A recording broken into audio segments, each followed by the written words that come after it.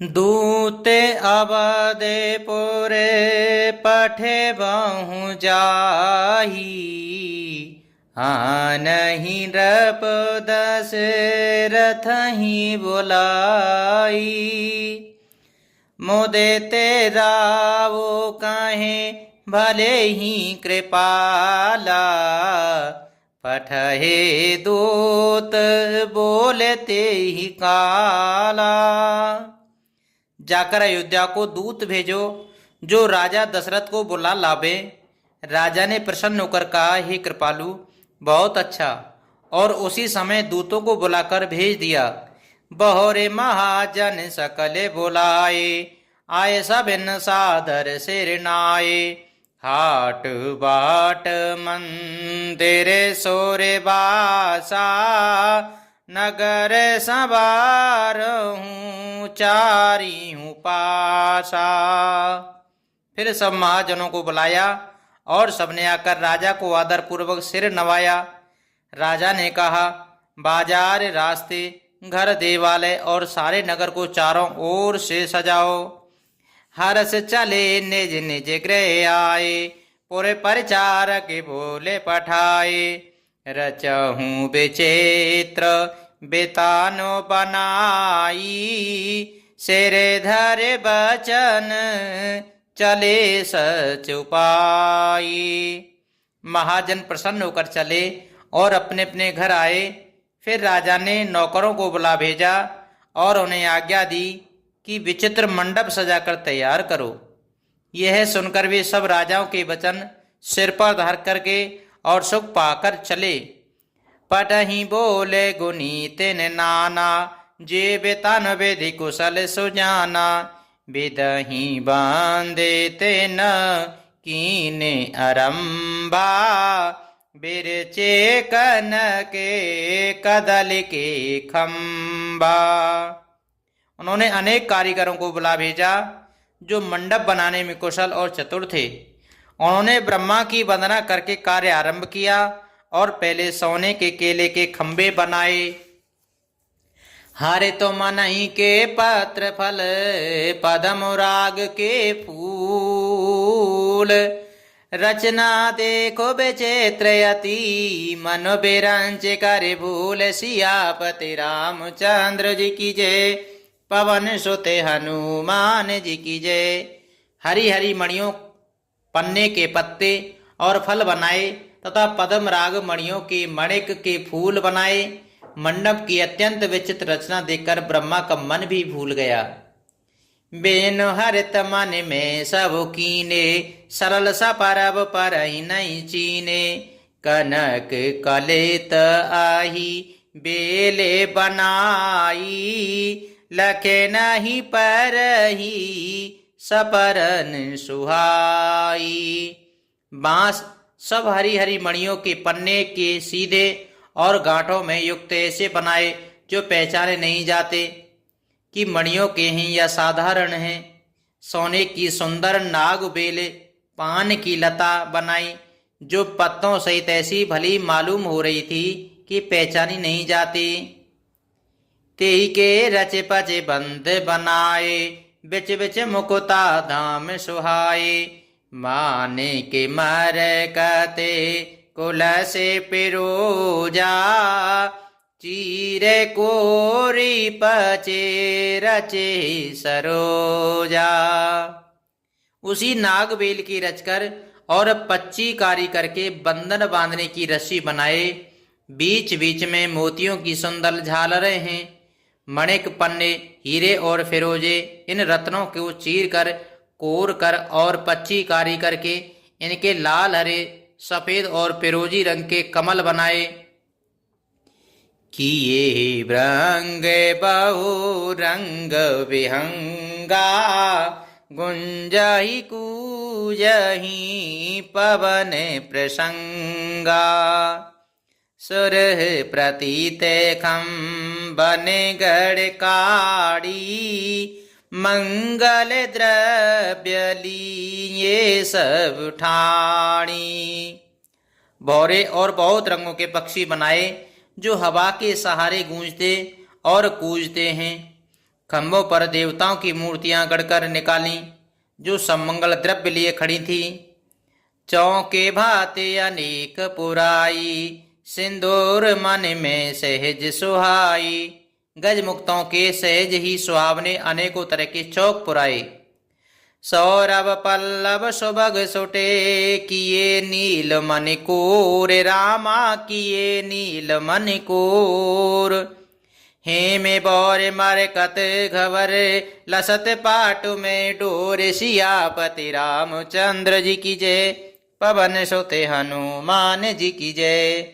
नीलमणियों को कोरकर अत्यंत सुंदर आम के पत्ते बनाए। सोने के बौर, आम के फूल और रेशम की डोरी से बंधे हुए पन्ने के बने फलों के गुच्छे सुशोभित हैं। रचे रुचिर बर बंद निवारे, मनो मनोभव फंद संवारे। मंगल कलश अनेको बनाए, ध्वज पताक चट चमर सुहाए। ऐसे सुंदर उत्तम बंधन वार बनाए, मानो कामदेव ने फंदे सजाए हों। अनेकों मंगल कलश और सुंदर ध्वजा पताका, पर्दे और चवर बनाए। दीप मनोहर मन में नाना, जाय न बरन विचित्र बिताना। जेहि मंडप दुलहिन बैदेही, सोबर ने असे मत कब केही।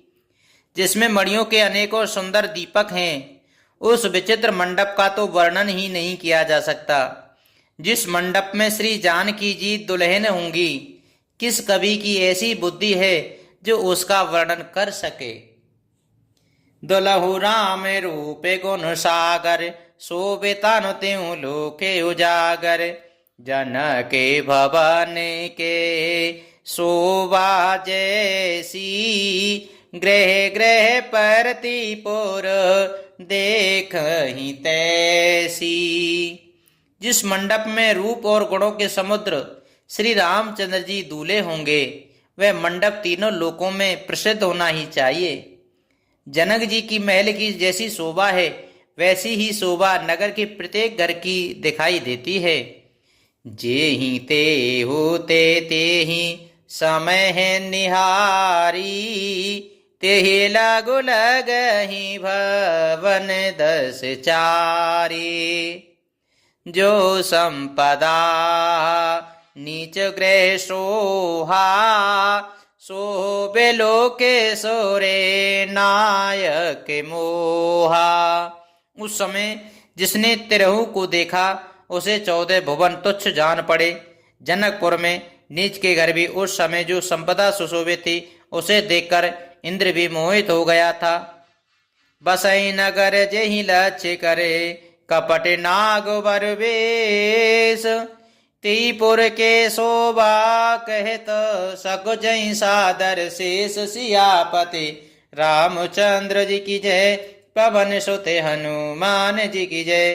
जिस नगर में साक्षात लक्ष्मी जी कपट स्त्री स्वरूप का वेश बनाकर बसती हैं, उस पुर की शोभा का वर्णन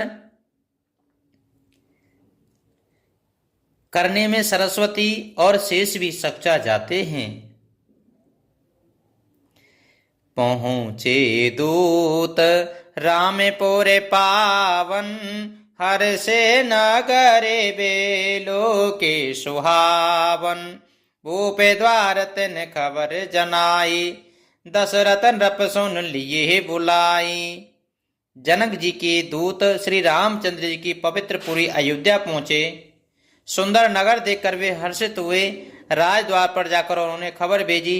राजा दशरथ जी ने सुनकर उन्हें बुला लिया। कर प्रणाम तिन पाती दीनी, मुदित मही पे आप उठ लीनी। बार बेलोचन बाचत पाती, पुलक गाते आई भर छाती। दूतों ने प्रणाम करके चिट्ठी दी। प्रसन्न होकर राजा ने स्वयं उठ करके उसे लिया। चिट्ठी बांधते समय उनके नेत्रों में जल, प्रेम और आनंद के आंसू छा गए। शरीर पुलकित हो गया और छाती भर आई। राम लखन और करे बार चिट्ठी, रहे गहे कहे तो ना खाटी मीठी। पुण्य धर धीर पत्रिका पाची हर से सभा बात मुनि साची। हृदय में राम और लक्ष्मण है, हाथ में सुंदर चिट्ठी है। राजा उसे हाथ में लिए ही रह गए, खट्टी मीठी कुछ भी कह न सके। फिर धीरज धरकर उन्होंने पत्रिका पढ़ी।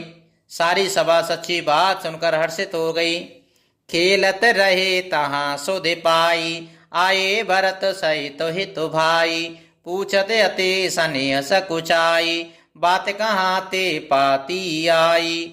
भरत जी अपने मित्रों और भाइयों शत्रुघ्न के साथ जहाँ खेलते थे वहीं समाचार पाकर के वे आ गए।